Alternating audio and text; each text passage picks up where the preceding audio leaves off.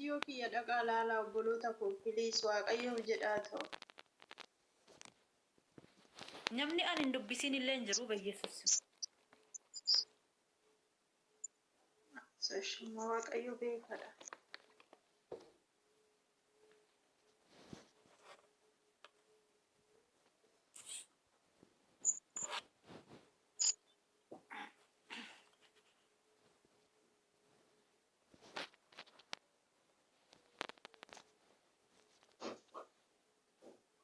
Otomo maakii Oromoo arganne maakii Oromootu arganne.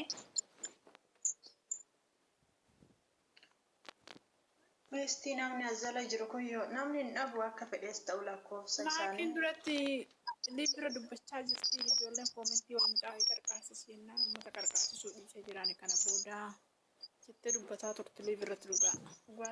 Maal jette? Ani kana booda nama qarqaasisuu dhiisee jira dhaabee jira nama hin qarqaasisu kana booda. Tokkoffaan immoo maalidha beektaa? Maaliif ijoolleen keenya nama gargaaruu dhiisu beektu?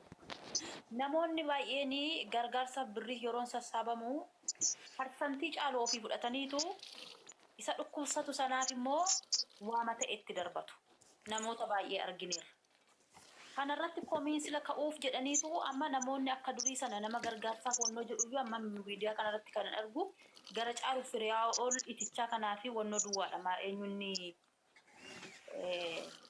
maaster abinnet maal taate lubbu maal taate engadda waliin naasawne mee galime kottu siifanati kottu gali caccabduu wayi engadda mucayyoo kana handurarraan dhigadhe siyaasofsiiseen ture kottu shafo.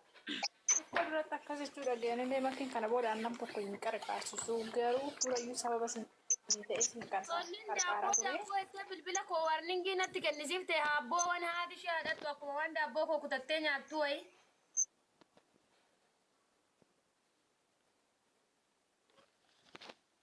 Eenyutu? Waan amma gisee lama warningii natti kenne bayee tanan galan irratti gubaala natti ma warri beektan. Liivirratti moo? Laki yoo sitti kenne hin gubu bari si qaxxaa malee. Akkan gallee. Akkan galle guyyaa isaa siin barreessine amma guyyaa lama sadii afur akkas si qaxxaa amma torbeetti. Irratti si dhufaayyuu nuyi. Dhugaan kun ilaali ijoolleen beektaa yoo armaan wasaa wasde yoo wanta safuu cabse tokko akkan akkas godhatte sirratti warningii kenna sii galee argaa jiran. Wayi mucaan dhukkubsatu kanaayyuu. No ishee kanadha bari koo engadda ijoolleen lakkoofsa siin maxxansinaan jedhanii. Ammallee homaa sodaa. Video hojjettee Ammallee baatu ammallee qubiyyoo taate amma baate maal taate loonuma baate malee wanni dhufuun ammallee hin jiru. Wanni sodaafillee jala gangaladhanillee hin jiru. Horima horiin deema malee uummata akka homaa fidanii. Maal jettaa jirtaa? Galbuus rabbii. video anis nan hojjedhaa fi lubbuu video hojjennee akkasitti nama dhageessisiifna fi. Mee ati baay'itee ati hojjedhuuf mee dara rabbi ba amaarinyaan borominya. Ishi amma nan hojjedha rakkoon qabu mucayyoo tokkotu kot karaa. Ake sanatti waan ishiin taaterra deebi'anii giftitti sammuu koonatti hin jiru uummata sidaamaa tokkotu antini jala antini buqqa'ee jira sii galee. Amma isaaniif sagalee naa ta'e qaalii na galchisiistee baatee har'a isaaniif poostii godhee borummoo mucaashii kana poostii goona. Viidiyoo hojjenne namoonni baay'een arguufii danda'u sii galee. Maalaan iyyuu namni kun gara nama 200 wanti 80 wayii tokko sheerii godheera bari garuu namnumti engaddayyuu lakkoofsa ishiinuu maxxansii akkaawuntii ishee jedhanii maxxansee fi tanan namni garagalee ishee ilaalee hin jiru nama tokkitti duwwaatu ishii gargaara. Ishiin jedhan bara amma maaliin rakkoon beektaa waraqata barbaadu namni akka duriitii miti maaliif ijoolleen baay'een silantinii taa'aa jiraniifu waraqata fidaa jedhu amma mucaa tokko dhukkubsattee jechuudha dhugaa rabbi giruubii wasabbii qabna giruubii sanarratti poostii goone waraqata fidaa hundi keenya waan qabnu gargaaru jedhu sii gal damma akka durii miti bar waraqata si gaafa. Bar maallaan jedhan beektaa keessaa himii deemteetti bakka hojii waggaa furammas siyasteesse kana maaliif akkamitti waan qabanne ma waan jecha baay'ee naan jedhan beektaa dubbachuu sin barbaadu kunis immoo dhukkubsatti maaliif nama dhukkubsatu irratti immoo ammas deebistee waa haasa'uun gaarii miti jedheen gaarutti jechuudha. Amma dhugaa rabbii dubar lubbu waraqatan qabdu mana jaazaa keessa jaratu ofitti qabee jira ammayyuu. Tokko tikkeettuma murree fi birrii walitti guurree fi ijoolleen tikkeettii murree fi biyya ilaalaali dhugaa rabbii dubbachuuf taanaan akkas wayya biyya galtee dhibeen ishii waan ta'e yaalamtee baramee yoo rabbi qallalchee Tina ko qallalchee. maal jette beekta la gatii tikkeettii na bira dhaabadhaa daraa yaa Oromoo koo jette bar. Waan biraan jenne bar. Biyyuma kootti galee hundee ijoollee kiyya ijaan argeen du'aadha. Ijoollee sadii qabdi. Ammas birrii tikkeettiin dhabee. Ishiin gatii. Okay, kanaafuu bakka birrii tikkee bakka boru viidiyoo nan hojjedhaaf dhugaa rabbii anan beektu anuyyuu gargaarsa irraan jira maallaqa gargaaruu baadhu viidiyoon ko paawarii qaba sirriitti waan ta'eefu. Wannoon eenyudhaan firaa olleetichaan immoo karaatiis karaa nama kamii argamu beektaati.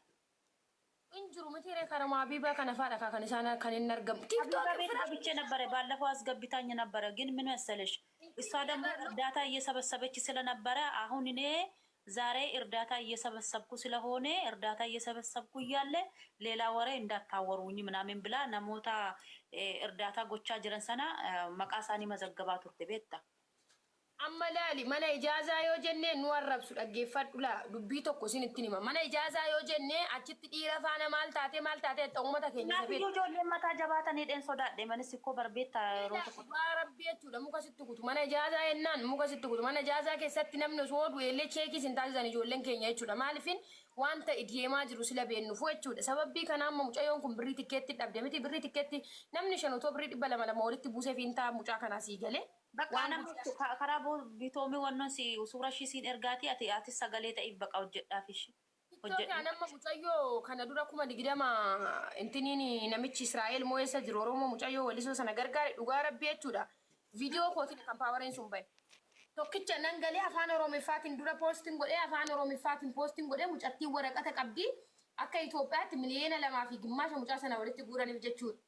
Seenaa walisoo kan jedhamtu gaafachuu dandeesse jechuudha. Mucayyoo sani mucaan jimmaa tokkollee 300 galcheef ishee ija dhukkubsatan miti. 300 galcheef maaliif akkanatti gargaaramte waraqata qabdi waraqata ishii sana keessan na ergite waraqata mana yaalaa ittiin dhaqxe qabdi ani fuudhatana waraqata mana yaalaatii fi anaanis ikkoo namoonni ikkoo maannaan jedhan beekta amma namni na gaafatan jiru bari ikkoo waraqata mana yaalaa sanaa nuuf ergaa naan jedhan maalon godhare ishiin immoo ani immoo akkasumasidha jedhee bakka kanatti maaliif beekte muddannoon akkanaan muddateera yeroo gargaarsa jechuudha namoonni tokko amma dhibee isaanii san waraqaa ragaa sanuu qabatan uummanni ragaa san qabatee si gargaara garuu ijoolleen tokko amma namoota waan hedduu muddateetu jira osuma fayyaa qaban osuma nagaa jiran sobanii too fakkeessanii maal ilaa sittani masana dhaggeeffadhu booni jesumarratti mucayyoo wayii eengadda maal goote jedhanii na dhukkuba jettee sobdeedhanii waraqaa ragaa eenyu akka barreessetti kennin beeku waraqaa mana kimii kan sobaa barreessanii fidanii dhugaa waaqayyo birriin ittiin sassaabdee birriin miliyoona namatu sassaabameef jedhame biyyuma arabaa kanarra duwwaarra. Ikkoo muddannoon akkasiin muddatee jirani kanaaf siin jedhe gaafa biyya galteedhanii